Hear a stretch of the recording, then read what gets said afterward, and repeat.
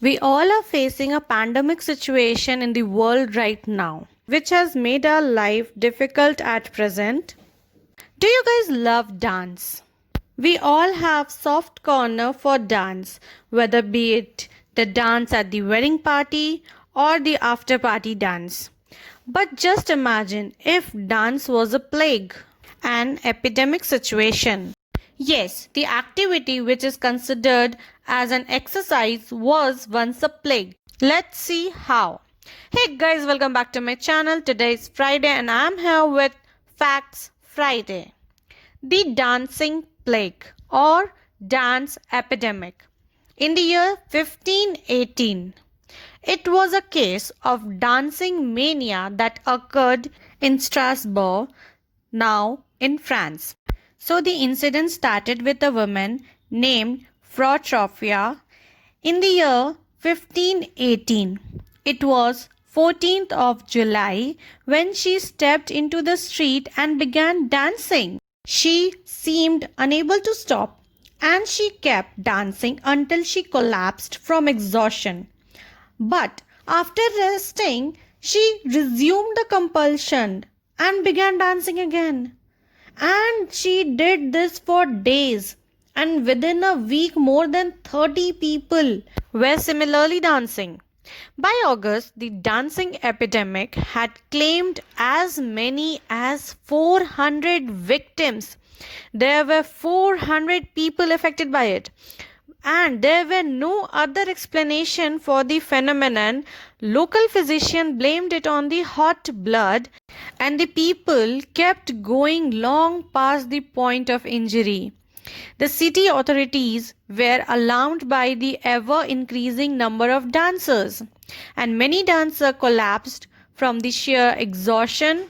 Some even died of strokes and heart attacks.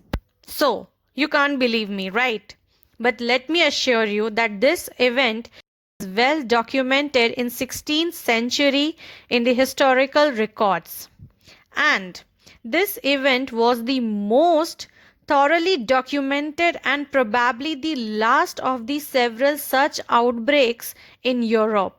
This was not the only outbreak, which took place largely between 10th and 16th century, and the otherwise best known of these took place in 1374, and the eruption spread to several towns along the Rhine River. So there are different theories of different investigators, as in 20th century suggested that the afflicted might have consumed bread made from rye flour contaminated with the fungal disease ergot, which is known to produce convulsions. Then the American sociologist Robert believed that they were dancing to attract divine favor. But the most widely accepted theory was that the American medical historian John Waller, who laid out in several papers his reason for believing that the dancing plague was a form of mass psychogenic disorder. Such outbreaks take place under circumstances of extreme stress and generally take form based on local fear. In this case, Waller cited a series of famine and the presence of such diseases as smallpox, syphilis, etc. Now, he further maintained that there was a local belief that those who failed to praise Saint Vitus, a patron saint and of dancers, would be cursed by being forced to dance, that is, they were manipulated. John Waller has debunked the ergot hypothesis in his brilliant book on the dancing plague named A Time to Dance, A Time to Die. So the modern theories include food poisoning and stress-induced mass hysteria. In food poisoning, the same example of the ergot fungus, which was commonly grown on grains, ergotamine is the main psychoactive product of ergot fungi. Its structure is related to the drug LSD-25 and is the substance from which LSD-25 was originally synthesized. The same fungus has also been implicated in other major historical anomalies, including the Salem witch trials. And ergot alone cannot do this. It must be combined with opiates to create such hallucinations. John Waller in The Lancet argues that, I quote, this theory does not seem tenable since it is unlikely that those poisoned by ergot could have danced for days at a time. Nor would so many people have reacted to its psychotropic chemicals in the same way. The ergotism theory also fails to explain why virtually every outbreak occurred somewhere along the Rhine and Moselle rivers, areas linked by water, but with quite different climates and crops. I unquote. The second, stress-induced mass hysteria.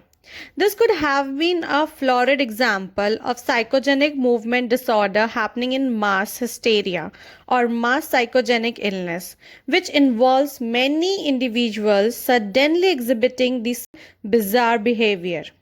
The behavior spreads rapidly and broadly in an epidemic pattern. Now, this psychological stress caused because of the ruthless years people were facing over there. Now, Waller speculates that the dancing was stress-induced psychosis on a mass level.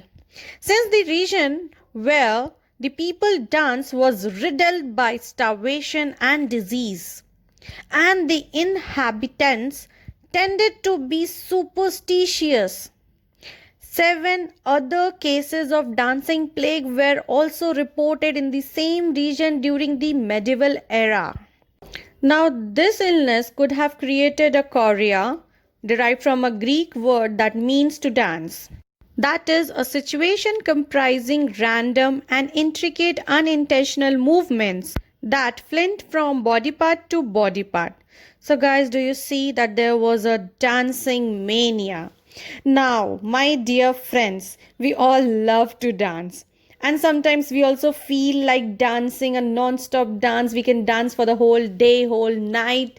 But we should not dance to a level of epidemic.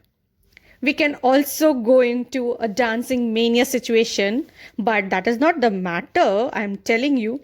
So now what you guys have to do, like this video, share this video with your friends who love to dance, a non-stop dancer, and don't forget to subscribe my channel. I'll again come up with a new interesting video on next Friday and with a learning video on Monday. Till that, take care. Bye-bye.